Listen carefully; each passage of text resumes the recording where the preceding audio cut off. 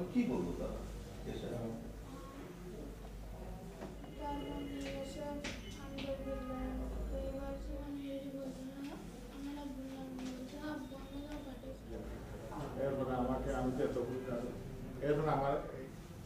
তোমাকে তো আমি বারবার করে দেন, তুমি কি কান্নাকাটি করছিল?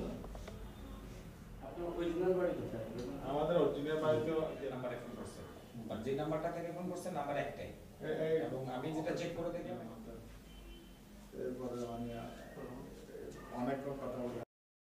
প্রথমে আমাকে 40 লাখ টাকা বলছে, তো না ভাই আমি তো হয়তো তাহলে তোমার ছেলেকে আমি মারি ফেলবো। প্রায় 3 ঘন্টা পরে তোমার ছেলে এখন আমি সারি দিচ্ছি, কিন্তু তোমার টাকা টিকিয়ে নিবে। আমি ছেড়ে দেওয়ার আগে তাদের নাম্বারে একটি ফোন এসেছিল এবং তারপরেই ঘটনাটা তারা বুঝতে পারে যে আসলে পুলিশ যেভাবে তৎপরতা শুরু করেছে তারা আসলে লুকিয়ে থাকতে পারবে না। বাচ্চাটিকে আমরা সুস্থ শরীরে ফেরত পেয়েছি। আশা করছি অচিরেই পুরো অপহরণকারী চক্রটিকে আমরা শনাক্ত সহ তাদেরকে আইনের আওতায় আনতে সক্ষম হব।